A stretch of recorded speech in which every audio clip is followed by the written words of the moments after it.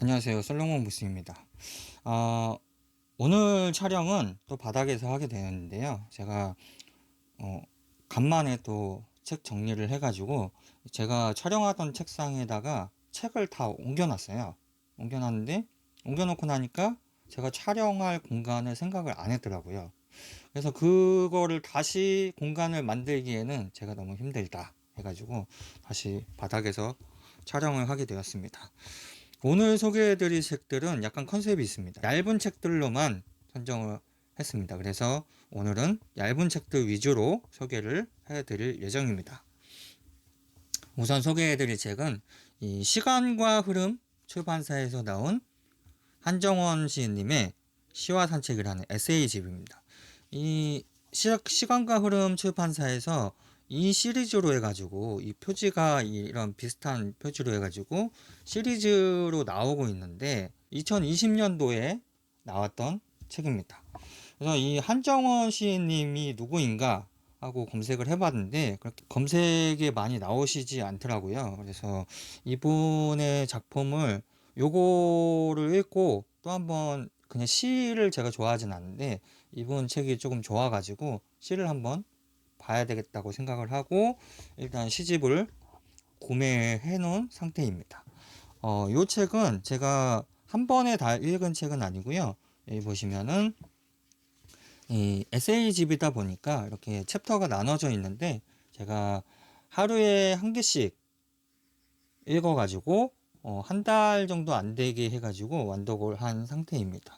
산책에 관련된 책들 그리고 식물에 관련된 책들이 조금 유행하는 것 같습니다. 알라딘 보니까 이 시 에세이 분야에서 이게 베스트로 올라와 있더라고요. 근데 읽어보니까 베스트 일만하다. 그리고 여러 사람들이 추천을 하고 있는데 그런 추천할 만한 이유가 있다라고 생각이 됩니다. 시인이시다 보니까 사물을 보는 관점이 일반인들하고는 좀 다르신 것 같고요. 이렇게 가볍게 들고 다니면서 읽어보시기 좋은 작품이라고 생각돼서 이 작품 추천드리겠습니다. 다음 책은요. 이것도 약간 산책에 관련된 그런 책인데요.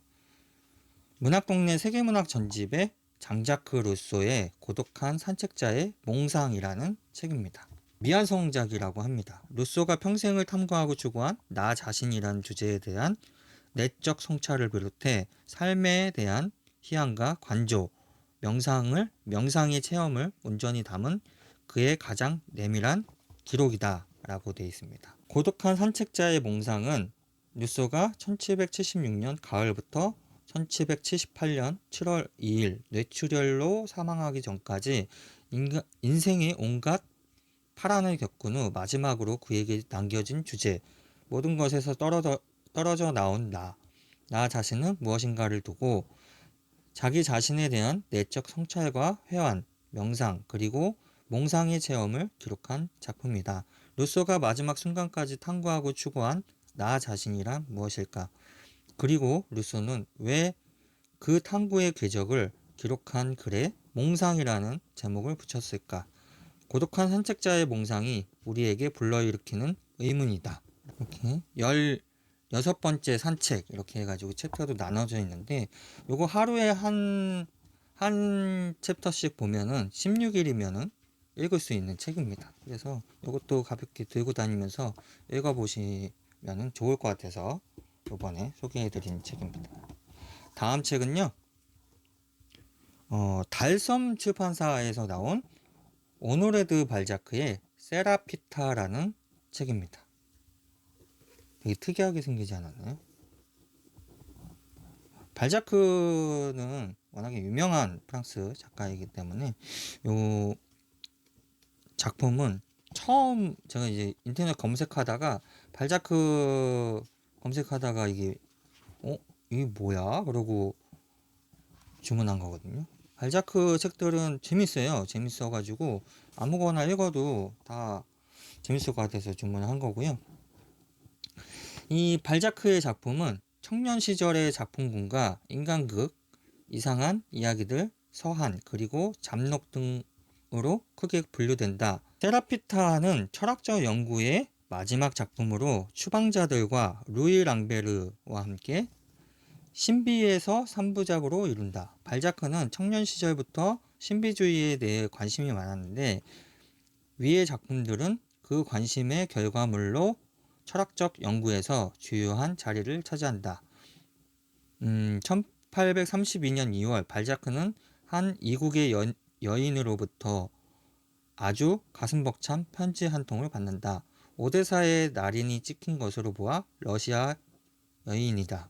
프랑스어까지 할 줄 아니 그녀는 분명 귀족일 것이다. 그렇게 해서 시작된 서신 교환은 갈수록 횟수가 잦아지는데 발자크는 마침내 한 번도 보지 못한 미지의 여인에게 사랑을 고백한다. 이렇게 돼 있는데요. 요거를 보면은 제가 그 치바이크의 발자크 평전을 읽었거든요. 그래서 그 발자크 평전 읽어보면은 이렇게 실제로 보지 않았는데 이 발자크한테 보내온 편지로 이 편지를 왔다 갔다 이제 서로 편지 교환만으로 발자크가 상상 속으로 이 여자를 사랑하게 됩니다. 진짜로요. 근데 그거에 대한 이야기를 하고 있는 건가 싶네요. 다음 책은요. 민음사에서 나온 밀란 쿤데라의 무의미의 축제라는 책입니다. 이거는 보면은 밀란 쿤데라 이 작가의 이런 프로필도 없고요. 뒤에 보면은 제가 뒤에를 이제 설명드리려고 뒤에를 잠깐 봤는데 뒤에 해설도 없어요. 그리고 이 작품이 어떤 작품인지 전혀 모르겠습니다. 마지막에 보니까 무의미의 축제라는 이런 페이지가 있더라고요. 그래서 쿤데라 작품은 조금 다 저는 개인적으로는 괜찮게 생각하기 때문에 이렇게 길지 않은 작품으로 구매를 해봤습니다. 안쪽에 벗기면은 이런 식으로 책을 디자인했군요. 뒤에도 약간 특이하게 되어 있는데 왜 이렇게 되어 있지? 디자인이 이게 카바 때문에 모르고 넘어갈 수 있는 표지잖아요. 근데 이렇게 뒤에도 이런 식으로 코팅이 되어 있고 이렇게 앞에는 네모로 되어 있고 특이하네요. 요거는 밀란 쿤데라가 아마 직접 그린 거를 사파를 이룬 것 같습니다. 다음 책은요. 열린 책들에서 나온 파트리트 지스킨트의 비둘기라는 책입니다. 이것도 짧은 작품이고요. 인간 내면 세계를 심도 깊게 묘사한 지스킨트의 역작이라고 되어 있고 5개월만 지나면 파리의 은행 경비원 조나단은 옹색한 방을 마침내 자신의 소유로 할 수 있게끔 됨으로써 인생 행로의 커다란 전환점을 맞이할 수 있게 되었다. 그러나 인생의 예정된 흐름은 어느 더운 1984년 8월 금요일 아침에 비둘기의 출현으로 인해 갑작스럽게 심각한 난관에 봉착하게 된다 라고 되어 있고요. 비둘기의 주인공 조나단 노엘은 작가 파트리크 쥐스킨트가 소설을 통해 독자에게 메시지를 전달하기 위해 만든 전형적인 모델이다. 누구에게나 한 번쯤 어디에선가 본 듯한 느낌을 주고 그런 비슷한 사람이 가까이에 있는 것 같다는 심증을 갖게 하고 때로는 책을 읽는 사람 자신이 언젠가 느껴봤음직한 생각들을 작가는 글을 통해 표현했다. 그것도 특수 미세 현미경을 통하여 치밀하게 관찰한 것처럼 복잡하게 얽혀있는 마음의 갈래를 한 올 한 올씩 정교하게 풀어냈다 라고 되어 있네요. 이 지스킨트 안쪽에는 또 블랙으로 되어 있네. 지스킨트의 작품들은 열린 책들에서도 이렇게 여러 판본으로 나와 있거든요.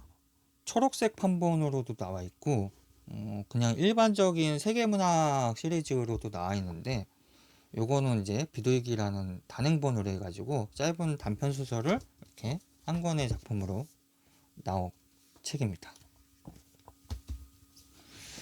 다음 책은요. 1984 북스에서 나온 크리스티앙 보뱅의 지극히 낮으신이라는 책입니다. 아이고 왜 이래?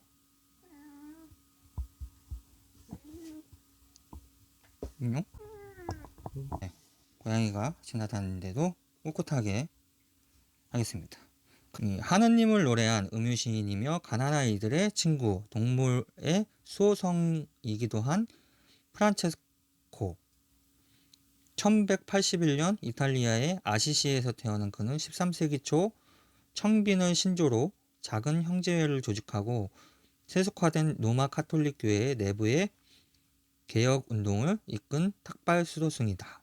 프란체스코 성인의 삶을 다룬 지극히 낮으신은 원제가 프랑스어를 제가 할 수는 없으니까 요거인데, 이것은 지극히 높으신 하느님을 뜻하는 뜻이라고 합니다. 그래서 이 책에서 보뱅은 성 프란체스코의 생애를 객관적으로 나열하거나 교훈을 전달하려고 하는 대신 성인의 삶에 끼어든 사건과 장면들을 포착해 윤곽을 그리며 가볍고 정확한 터치의 언어로 그 안에 담긴 은총을 전달한다. 그리하여 짧은 숨결의 문장이 동심원을 그리며 물결처럼 다가와 우리 안에 스며든다. 이 문장을 타고 한 젊은이의 결단과 세상과의 결렬이 언급된다. 그가 비싼 대가를 치르고 찾은 하나님은 삶을 평화롭게 하기보다 불편하게 하는 하나님이다. 홀릭을 종교로 두고 있으신 분들은 조금 더 좋게 보실 수 있는 작품이 아닐까 합니다. 이 크리스티앙 보뱅의 이런 글쓰기의 그런 언어가 굉장히 시적이기 때문에 아까 제가 시와 산책이라는 책 소개해 드렸잖아요. 그거랑 약간 비슷하게 읽으실 수 있는 책입니다. 그리고 요즘에 좀 이런 디자인이 또 유행인데, 이런 디자인의 선구적인 역할을 한 1984 북스에서 나온 책입니다. 다음 책은요, 민음사에서 나온 프랑스와즈 사강의 브람스를 좋아하세요? 라는 책입니다. 브람스를 좋아하세요? 점점점 이라고 되어 있잖아요. 프랑스와즈 사강이 이 작품을 쓸 때 꼭 이렇게 점 3개를 찍어라 라는 그런 요구를 했다고 합니다. 그래서 이 점 3개가 달려있는 거고요. 그 조제라는, 우리나라 조제라는 영화가 있는데, 그 조제라는 영화 안에서 그 여주인공 조제가 이 헌책방에서 이 책을 찾는 장면이 나옵니다.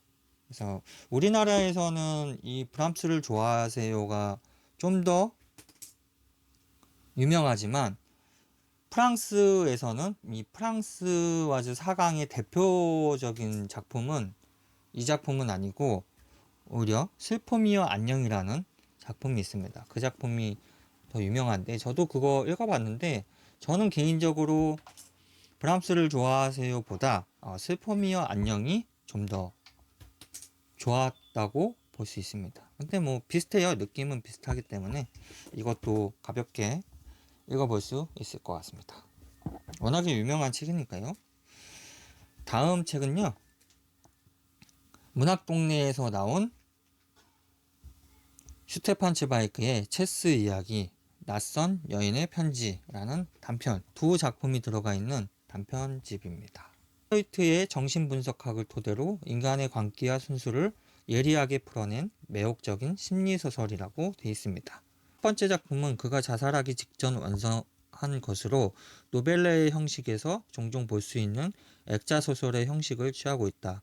틀 이야기 차원에서는 구체적인 시간은 알 수 없으나 뉴욕에서 부에노스아이레스로 가는 배 위에서 닷새간 벌어지는 사건, 즉 한창 주가를 올리고 있는 체스 챔피언 첸토비치와 비 박사의 체스 대결을 이야기한다. 체스란 상징으로 틀 이야기와 연결되는 내부 이야기의 차원에서 비 박사가 자신의 과거를 이야기하는데, 비 박사의 삶을 구체적이고 역사적인 상황으로, 즉 히틀러가 1938년 오스트리아를 합병한 시기에 빈에서 벌어지는 이야기로 설정하고 있다. 이 작품도 굉장히 재밌을 것 같습니다. 다음 책은요, 복복서가에서 나온 존 셀라스의 에피쿠로스의 4가지 처방, 불안과 고통에 대처하는 철학의 지혜라고 되어 있습니다. 굉장히 얇은 책이고 에피쿠로스의 철학은 오늘날 우리에게도 많은 교훈을 준다. 불안이 가득한 이 시대에 마음의 평화를 얻는 방법을 가르쳐주며 과도한 물질 소비 문화 속에서 잘 사는데 실제로 필요한 것은 얼마나 되는지 다시 생각해 보게 된다. 사회적 고립이 심각한 세상에서 우정의 가치를 일깨워 주기도 한다. 하지만 무엇보다도 중요한 것은 거짓 정보가 사방이 넘쳐나는 현대사회에서 있는 그대로의 진실의 중요성을 강조한다는 점이리라. 요즘에는 이런 사상가들의 책들이 조금 유난히 좀 많이 보이는 것 같습니다. 에피쿠로스도 그렇고 아우렐리우스도 그렇고 뭐 쇼펜하우어 이런 분들의 작품들이 많이 보이고 있는데 그렇게 사상가의 직접적인 책이 아니라 다른 사람의 이렇게 발췌해 놓은 이런 책들도 나름 읽을만 한 것 같아요. 다음 책은요. 지식을 만드는 지식 출판사에서 나온 윤포세의 저 사람은 알레스라는 책입니다. 윤포세는 이제 2023년도 노벨문학상 수상 작가이고 희곡 작품을 또 많이 쓰시는 분이고 소설 작품도 많이 쓰십니다. 작품들이 되게 많이 나와 있어가지고 소설 작품들을 여러 작품들 읽어봤는데 다 저는 개인적으로 괜찮더라고요. 예, 이분이 하는 작품 세계가 약간 보편적인 삶에 대한 이야기를 다루고 있고 그리고 공통적으로 가족들이 등장을 합니다. 뭔가 대단한 이야기는 아니에요. 그래서 삶과 죽음 그리고 가족 이야기 그리고 우리 주변에 있는 이야기 같은 이런 보편적인 이야기를 함으로써 우리에게 질문을 던져주는 그런 것을 하고 있고요. 이 저 사람은 알레스는 기존에 나와 있는 희곡 작품이 있었는데 그 희곡 작품을 소설화한 작품이라고 합니다. 예, 굉장히 짧은데 희곡 작품보다 소설이 좀 더 읽기는 저는 더 수월하기 때문에 한번 읽어보려고 주문했습니다. 다음 책은요. 문학동네에서 나온 코맥 메카시의 선셋 리미티드라는 책입니다. 이 시대의 진정한 거장 코맥 메카시가 그려내는 삶과 죽음, 희망과 절망, 빛과 어둠이라는 책이고요. 코맥 메카시는 미국 현대문학을 대표하는 작가이기도 하고요. 서부의 세익스피어라고도 불린다고 합니다. 윌리엄 포그너와 허먼 멜빌, 어니스트 해밍웨이의 정신을 계승한 작가로 평가를 받는다고 하고요. 이분 굉장히 유명한 작품은 로드라는 작품이 있고 노인을 위한 나라는 없다라는 작품도 있습니다. 민음사 세계문학 전집에서도 코믹 메카시 시리즈로 해가지고 아마 한 3편 정도가 나온 걸로 알고 있습니다. 그리고 그 로드라는 작품으로 퓰리처상도 수상을 하기도 했고요. 소설도 아니고 이 극형식의 작품이다 보니까 매우 빠르게 읽을 수 있을 것 같아요. 다음 작품은요. 자원과 모험에서 나온 트리플 시리즈 중에 하나고요. 이유리님의 모든 것들의 세계라는 책입니다. 요거는 되게 작아요. 이것도 작은 책인데 더 조금 작습니다. 사이즈가.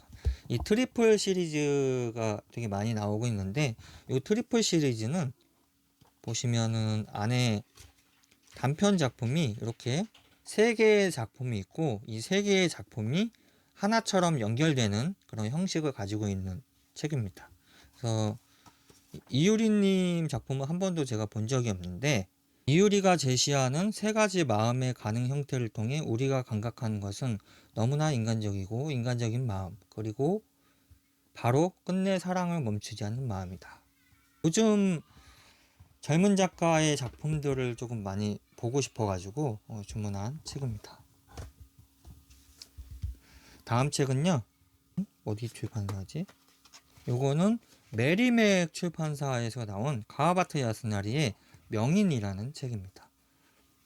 이게 1960년대에 노벨문학상을 타신 일본 작가이시고요. 설국으로 유명하신 작가입니다. 가와바타 야스나리의 소설 명인은 바둑을 소재로 한 만큼 여기서 명인이란 일반적 의미의 범위를 좁혀 바둑이나 장기에서 구단 기량을 갖춘 사람을 가리키며 현재 선수권의 명칭으로 사용된다. 잘 알려진 대로 가와바타는 일본의 전통적 아름다움을 묘사하는 데 탁월한 문학적 역량을 발휘한 작가이다. 명인은 남자의 세계를 추구한 남자의 문학인 동시에 예술의 본질에 다가선 예의 문학으로서 이색적이라는 평가도 있다. 하지만 명인의 주인공을 통해 작가는 여성, 남성의 세계를 초월한 종교적인, 선적인 구도자의 모습을 추구했다고 볼 수 있지 않을까. 소설 명인이 탄생하게 된 배경에는 1938년 6월 26일부터 12월 4일까지 치러진 호닌보 슈샤이 명인과 기타니 미노루 7단의 역사적인 대국의 작가 가와바타가 관전기를 담당했다는 사실이 자리 잡고 있다. 가와바타 야스나리의 명인이라는 작품을 구매했습니다. 다음 작품은 민음사에서 나온 장그르니의 선집의 섬이라는 책입니다. 김화영 님이 번역을 하신 건데, 이 작품을 번역하는 그런 스토리가 있는데 그 스토리가 재밌더라고요. 그래서 그거를 한번 읽어봐 드릴게요. 이 김화영 님이 1970년에 이 책을 보고 번역을 하셨는데, 이 번역한 걸 들고 출판사를 돌아다녔다고 합니다. 근데 모두 거절했는데, 이 우리나라에서 당시에 장그러니에가 누구인지 들어본 사람도 없을 그런 시절이었다고 합니다. 그래서 김하영 님이 자주 드나들던 민음사에 가서 그 사장님하고 만나서 사장님이 그랬다고 합니다. 장그러니에 이 사람 유명해요? 그래서 프랑스에선 꽤 알려져 있죠. 세계적으로 유명해요? 글쎄요, 그렇진 않은 것 같은데 해서 이 민음사에서도 거절을 당했다고 하고, 그래서 이제 얼마 뒤에 월간 문학사상 편집위원회 말석을 차지하게 된 어느 날, 나는 이어령 주간께 프랑스의 아름다운 산문 시리즈를 기획해서 소개하고자 제안에 허락을 받았다. 그 첫머리에 소개한 산문이 장그르니에의 공의 매혹 그리고 바슐라르의 실현이었다. 그 글이 월간지에 실려 서점에 나가자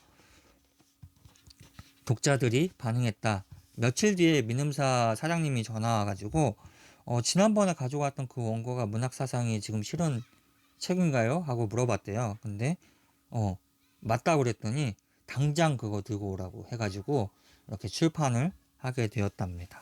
이게 원래 흰색 표지로 되어 있던 책인데 이렇게 이쁘게 다시 리커버가 됐고, 이 안쪽에는 약간 하늘색 파스텔 재질의 그런 책으로 되어 있는데, 요게 아까 말했다시피 4개의 책으로 시리즈로 되어 있습니다. 그르니에 선집해가지고 섬, 카뮈을 추억하며 어느 개의 죽음, 일상적인 삶 이렇게 해가지고 4개의 시리즈로 요런 색으로 나와 있습니다. 다음 책은요, 다산 초당에서 나온 한병철 님의 서사의 위기라는 산문집입니다. 이거 되게 추천 많이 하셔가지고 구매를 해본 책인데요.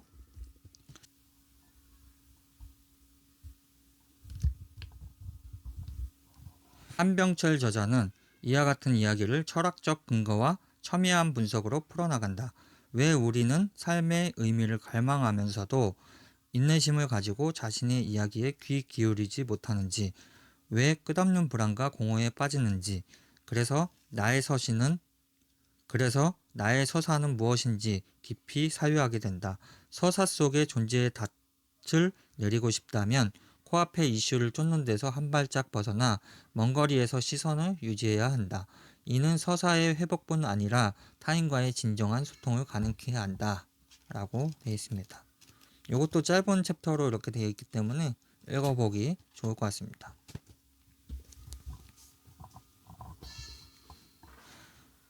다음 작품은요, 사무엘 베케트의 프루스트라는 책입니다.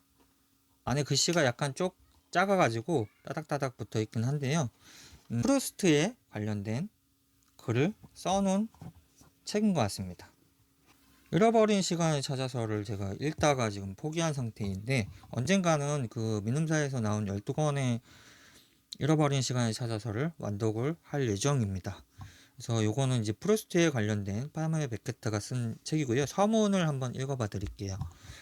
이 책에는 마르셀 프루스트의 전설적인 삶이나 죽음에 관한 이야기가 없으며 유산을 상속받은 편지 속 늙은 과부, 시인, 에세이를 남긴 작가 칼라일의 아름다운 광천수 병에 해당하는 젤테르의 물에 대한 그 어떤 암시도 없다. 보면은 글이 굉장히 짧은데요. 한 요 정도 이제 몇 페이지가 안 돼요. 실질적으로 한 50페이지 정도가 이제 본문이고, 이렇게 그 다음은 각주가 달려 있고요. 그리고 나머지는 모두 해설입니다. 그래서 한 이 책의 절반만 본문이고 나머지는 이 얇은 책인데도 그렇습니다. 아무튼 이것도 잘 읽어보겠습니다. 다음 책은 나탈리 레제의 사무엘 베케트의 말없는 삶이라는 책입니다. 워크룸 출판사에서 나온 문학 총서입니다. 46 평생 높은 수준의 문서를 다루다 첫 책을 낸 이의 선택은 바카트였다.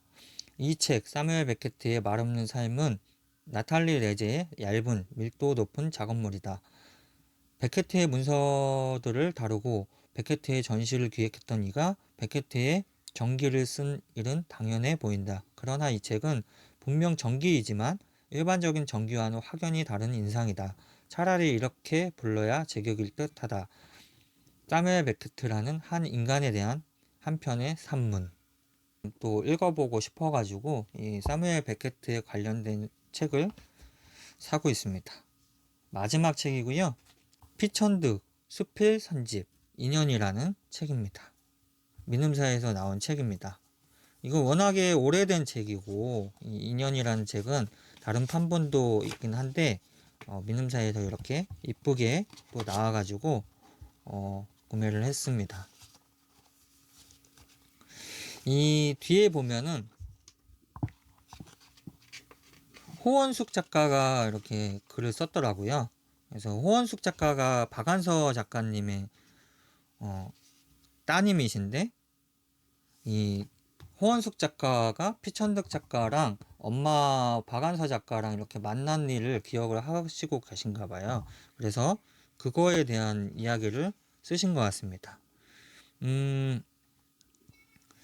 어머니와 피천득 선생님과 같이 찍은 사진이 있다. 1995년인데 어머니 집 마당이다.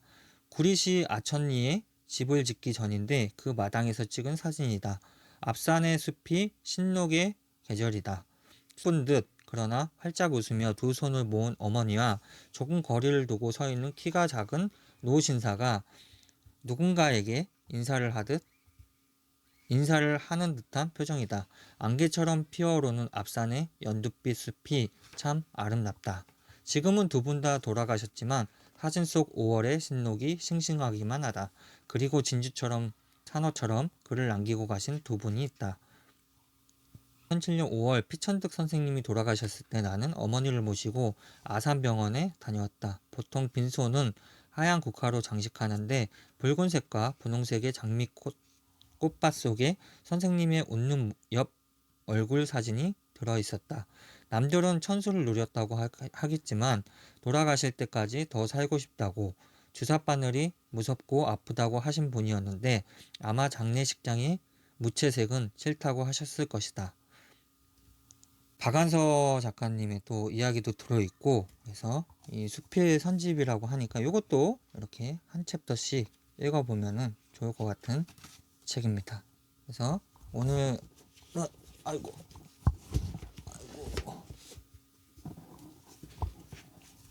어떻게 찍어야 되나? 이렇게 책이 얇아가지고 세우기가 좀 어렵긴 하네요. 이렇게 오늘은 이 정도의 책을 소개해드렸습니다. 저는 그럼 다음 시간에 뵙도록 하겠습니다. 안녕.